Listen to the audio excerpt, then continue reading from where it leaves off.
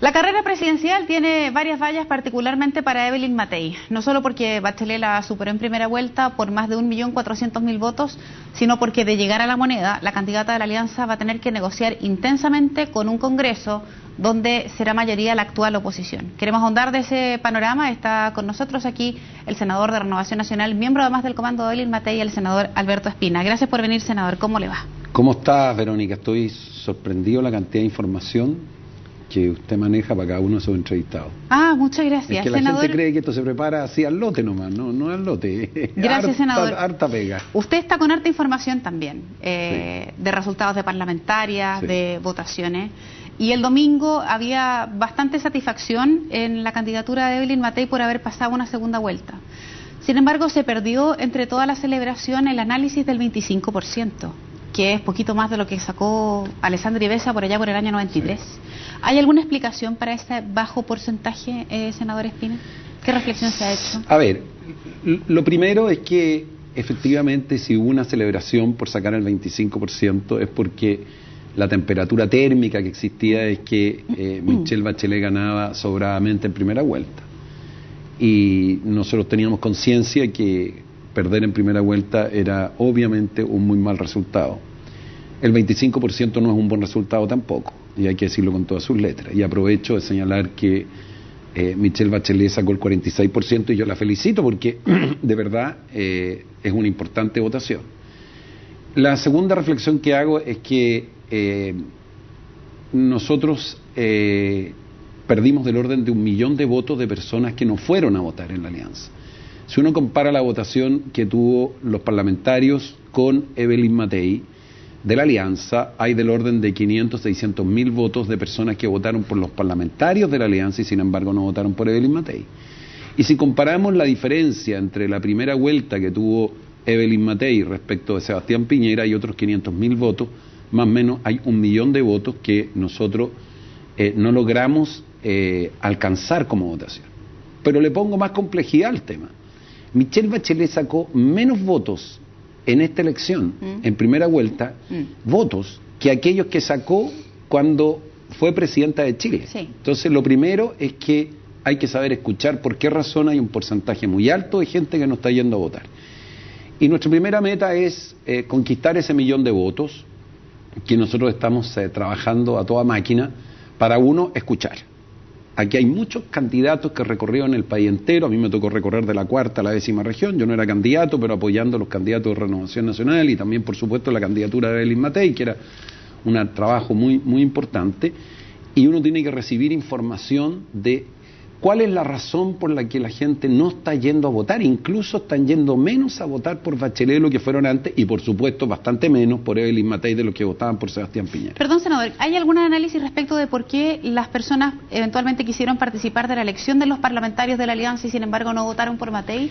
¿Le da la razón quizá a Carlos Larraín, que en algún minuto esbozó que Matei no fue la mejor candidata? ¿Qué explicación hay para eso? Yo creo que Evelyn Matei fue, dadas las circunstancias, por lejos la mejor candidata que teníamos. Nosotros tuvimos algo que no es habitual en la política. Hubo 3 candidatos presidenciales anteriores que se cayeron, eso nos pasa todos los días.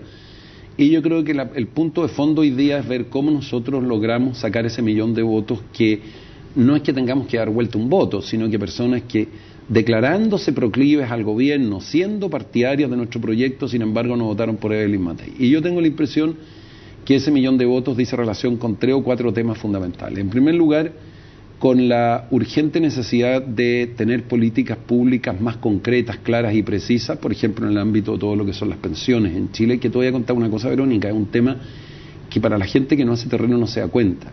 Pero yo te voy a decir que tal como el tema de la educación fue un gran tema hace años atrás, en Chile va a venir un tema muy fuerte que es las bajas pensiones que recibe mucha gente en nuestro país. Por lo tanto, estamos recibiendo toda la información para mejorar nuestro programa de gobierno, que es lo que tiene que hacer uno cuando va a segunda vuelta. En segundo lugar, aterrizar mucho más nuestras propuestas en seguridad ciudadana, que sigue siendo un grave problema para la gente. Y yo te diría que lo tercero es un tema de dignificar o mejorar todo lo que es el funcionamiento del sistema público en Chile.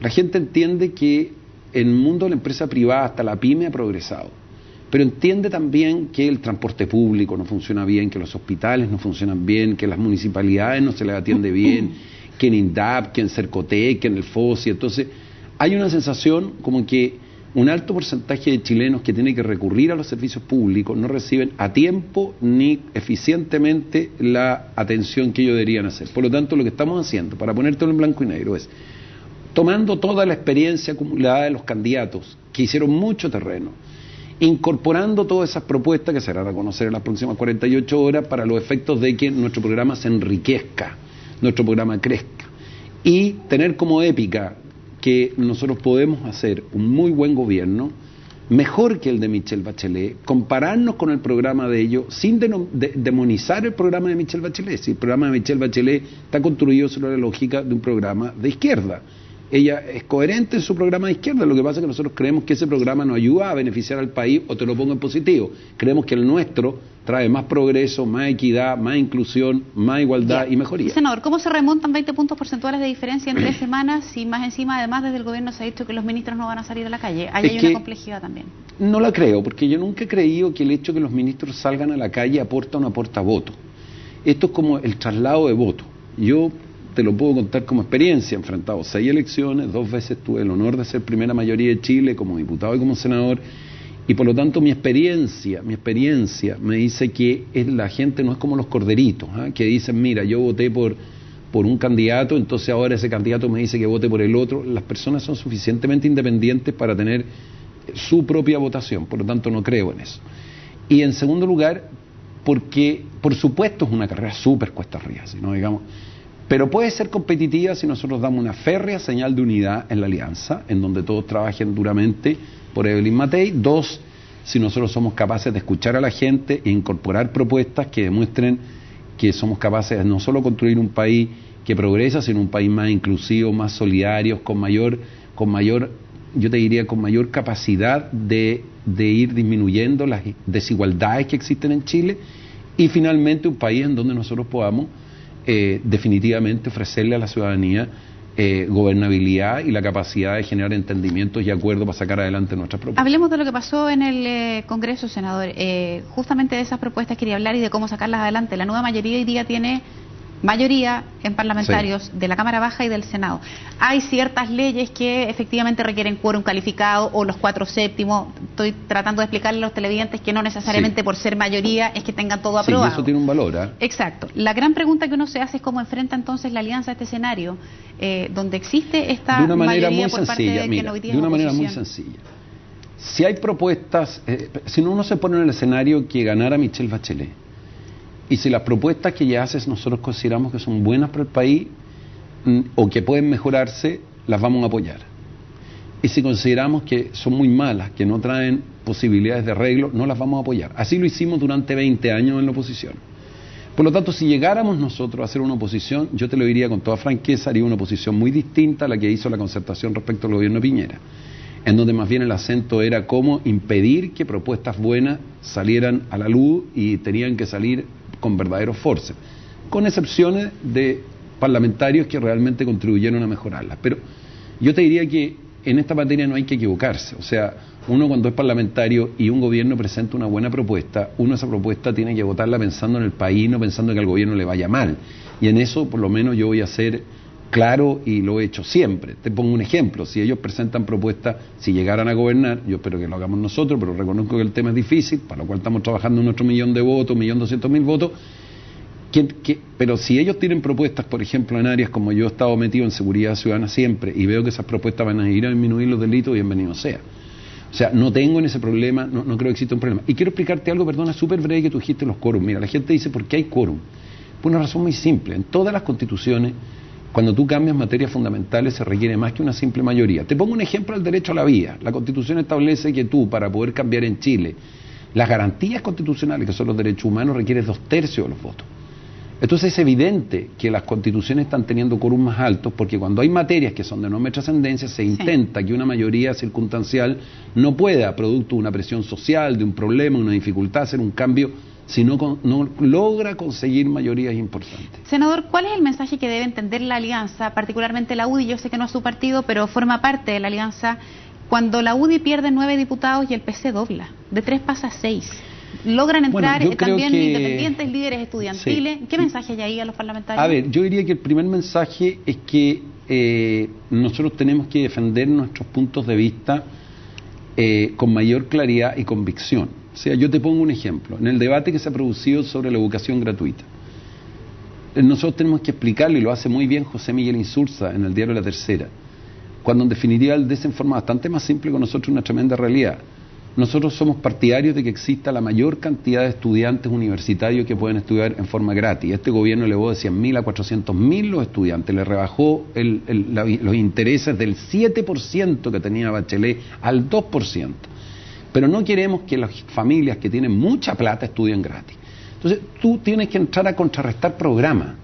Si la segunda vuelta es una estupenda oportunidad para que contrarrestemos programas. ¿Qué está planteando nosotros en jubilaciones? Aumentar sustancialmente las jubilaciones. ¿Qué está planteando Michelle Bachelet? ¿Qué planteamos nosotros en seguridad ciudadana? Nosotros planteamos más facultades para la policía, para los fiscales, observatorio judicial. Ella solo plantea coordinación. No estoy descalificando, estoy diciendo que tú pones arriba en la balanza de qué manera tú construyes un país que sea más justo, que progrese, que crezca, más inclusivo y que nadie vaya quedando en el camino. Ese debate es el que nosotros tenemos que prepararnos para tener. Pero a la luz de los resultados aquí hay dos opciones. O la gente no estuvo de acuerdo con el programa de Evelyn Matei, prueba de ellos el 25%, o no se supo comunicar bien el programa. Yo creo que hay un tercer factor. Los dos factores son verdad. Parte del programa nuestro tiene que afinarse mucho más. Recordemos que este fue un programa hecho en una candidatura de emergencia, hay que puntualizarlo más, la gente es más exigente, la gente quiere tener más información, quiere tener más empoderamiento, quiere ser más participativo, escuchar más. Y hay un factor también que influye mucho, que la sensación de que nosotros perdíamos hizo que mucha gente derecha no fuera a votar. Mira, el voto voluntario, del cual yo soy partidario, porque creo que obliga a los partidos a esforzarse y a los candidatos por ganarse a la gente en su confianza y no estar obligada a votar porque le van a pasar una multa. Pero yo creo muy de fondo que la gente nuestra dijo: esta elección está perdida, no voy a ir a votar. Por lo tanto, lo que nosotros tenemos que hacer es lograr en 30 días demostrar que nuestras propuestas no solo surgen como base de lo que ha hecho el gobierno de Piñera, sino que mejoran aquello que el gobierno de Piñera le faltó por hacer. La gente no salió a votar, pero también desde dentro hubo señales que fueron tremendamente confusas cuando vemos a un Antonio Horvath sentado con Franco Parisi, senador. ¿Qué pasó allí también? Sí, pero la política tiene, en todas partes del mundo tiene dinámica, por supuesto. Pero tiene que haber un mensaje congruente, sí, se llama la unidad perdóname la expresión, pero se degrana el choclo adentro con candidatos que no son. Sí, pero si tú ves de los 65, 70 parlamentarios que tiene toda la alianza, habrá sido 1 o 2. A mí me parece que poner eso en la categoría de un tremendo conflicto no es así. Si el problema es que nosotros tuvimos que enfrentar una muy buena candidata, que la posibilidad de discutir programas de gobierno fue muy baja, porque yo pocas veces he visto una elección donde los programas de gobierno no se discuten. Entonces no se discuten, las propuestas no se discuten. Mira, yo soy senador de la Araucanía, y lo nombro porque la Araucanía ha sido siempre una zona que ha tenido, lamentablemente, algunos conflictos serios en materia de violencia. Renovación Nacional sacó sus 5 diputados. Nosotros ganamos en toda la zona mapuche. Sacamos nuestros 5 diputados. Sacamos todos nuestros cores. La pregunta es ¿por qué? La pregunta es porque nuestros candidatos tenían propuestas respecto de cómo enfrentar la problemática, cómo dignificar al mundo mapuche, cómo hacer una región multicultural. Nosotros lo que tenemos que hacer es ese ejemplo, utilizarlo en distintas áreas y lograr que la gente entienda nuestro mensaje, que lo comprenda, escuchar. Mira, en estos días Evelyn Matei y todos nosotros nos hemos entrevistado y hemos conversado con muchísimos candidatos, porque ellos han hecho mucho terreno. Entonces los terrenos significan para ver dónde está el problema de la gente. A mi juicio, si tú me dices cuál es en una palabra, más allá de delincuencia y todo lo demás, que en Chile la gente lo pasa muy mal en los servicios públicos. O sea, yo siento que las personas van a los hospitales. Mira, no estoy culpando a los funcionarios públicos que trabajan en los hospitales, estoy diciendo el sistema, transporte público, hospitales públicos. Mira, si incluso tú vas a una comisaría y muchas veces te dicen, mire, ni siquiera para qué hace la denuncia. ¿Y qué pasa con va a la fiscalía? ¿No? Entonces, sí. Yo creo que si nosotros logramos decirle que ahora nuestro fuerte va a ser en dignificar lo público, que no significa descuidar lo privado, sino que de verdad hacer que los servicios públicos atiendan con dignidad a las personas y a tiempo. realmente Pero la podemos gente ganar. desconfía por dos razones, porque Sí. probablemente ve a Bachelet y dice, mire, ella ya fue presidenta y resulta que no logró resolver ciertos problemas, y lo mismo pasa con la alianza, que dicen quieren seguir en el gobierno y resulta que el presidente Piñera tampoco fue capaz de resolver aquello que todavía sigue pendiente A ver, es que- de esos servicios públicos. Espérate. La desconfianza tiene un Por asidero. supuesto, pero tú por eso tienes que informar. Tú dijiste otro factor que yo no te lo mencioné. Si uno analiza cualquier dato de cómo ha progresado Chile durante la administración de Piñera, este país ha tenido un progreso gigantesco. Y la pre- gente no lo percibe, ¿por qué? Por dos razones. Porque a veces no se informa y en segundo lugar, porque el aterrizaje de políticas públicas no siempre llega a la gente por la burocracia del Estado, por la forma como funcionan los servicios públicos, con la velocidad y con la prontitud que la gente lo requiere. Entonces tú tienes muy buenos programas, pero cuando lo tienes que aterrizar en la cancha, cuando tiene que llegar a las personas, te das cuenta que entre que se dicta una ley, en que se anuncia un programa y le llega a la gente, no es con la velocidad y la rapidez, ni la simpleza que la gente espera de esos programas. Entonces, lo apasionante de esta segunda vuelta, y yo encuentro que tiene una tremenda oportunidad los medios de comunicación, es tener un debate a fondo, pero de verdad, no un debate acartonado, sin descalificaciones. Yo nunca he pensado que Michelle Bachelet no vaya a querer lo mejor para Chile, porque yo no puedo creer que una candidata y una expresidenta esté pensando en que a Chile le vaya mal. Ella cree en su propuesta que es lo mejor para Chile. Nosotros creemos que la nuestra es mejor. Lo importante es que eso se pueda debatir, que se pueda conversar, que se pueda tener opiniones y no se trate de formatos de foros que de verdad hacen imposible que las personas puedan debatir ideas. Usted me decía que usted era partidario del voto voluntario. Sí. Si en esta segunda vuelta ya la cifra vuelve a caer, que en esta primera ya fue bien mala porque fue menos que lo que Sí. ocurrió en primera vuelta del 2009, ¿usted sería partidario de volver atrás Es y decir voto obligatorio? Es que, sabes, no, y te voy a explicar, porque lo siguiente, porque yo creo que cuando nosotros votamos a favor del voto voluntario, y un proyecto que a mí me tocó participar, yo sabía los costos que se podían pagar en una primera etapa respecto a que vote menos gente. Pero yo te garantizo que al final va a obligar a todo candidato a tener propuestas que a la gente la lleven con ganas a votar. Tú no puedes tener un sistema político que se base, como era el anterior, en que ya la gente joven no estaba inscrita ni votaba, y donde el clientelismo político te aseguraba poder ser reelecto. Hoy día nadie sabe si lo van a reelegir, no le van a reelegir, y lo obliga a hacer mucho terreno, movilizar mucha gente, y yo creo que eso al final ayuda a que la política mejore en términos de calidad. Senador, le quiero agradecer haber venido personalmente Muchas al gracias. estudio. Que tenga una buena jornada. Que te haya súper bien, usted gracias a también. ti.